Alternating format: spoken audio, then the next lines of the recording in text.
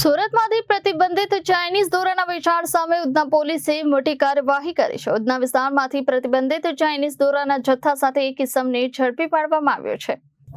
ઉધના પોલીસને મળેલી ચોક્કસ માહિતીના આધારે ભાઠેના અમન સોસાયટીમાં છાપો મારવામાં આવ્યો હતો. આ દરમિયાન પોલીસને ઘરમાં સંતાડીને રાખેલા પ્રતિબંધિત ચાઇનીઝ દોરાના બોબિન મળી આવ્યા હતા. પોલીસે રઈસ સોગત સોલંકી નામના આરોપીની ધરપકડ કરી છે. પોલીસે આરોપી પાસેથી કુલ 125 જેટલા પ્રતિબંધિત ચાઇનીઝ દોરાના બોબિન કબજે કર્યા છે, જેની કિંમત 37,000 રૂપિયાથી વધુ હોવાનું જાણવા મળ્યું છે.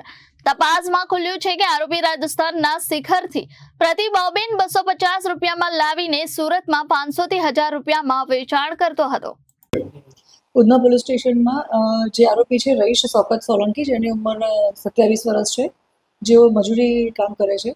અમન સોસાયટી ભાટીના Surat road, flat number 206, Tabrez apartment, Satyasai society ભાટીના સુરત ખાતે એની પાસેથી પ્રતિબંધિત ચાઇનીઝ દોરી મોનોકાઇટ ફાઇટર માંજા એમ કરી અને જે એક અમારી પાસેથી 125 નંગ ફિરકી મળેલ છે, જે ચાઇનીઝ દોરીના છે.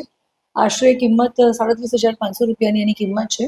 અને અમારી પાસે જે હ્યુમન સોર્સથી ઇન્ફોર્મેશન હતી કે આ વ્યક્તિ જે આરોપી છે એ આ પ્રકારે પ્રતિબંધિત ચાઇનીઝ દોરીનો જે મુદ્દામાલ છે રાજસ્થાનથી લાવ્યો છે અને અહીંયા પ્રતિબંધિત હોવા છતાં પણ વેચાણ કરી રહ્યો છે.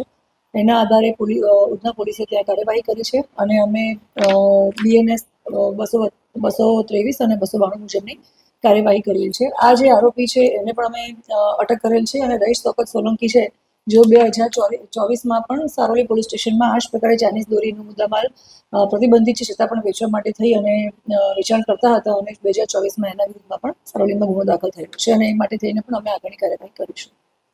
Reporter Arvind Rathod, Janadesh news, Surat.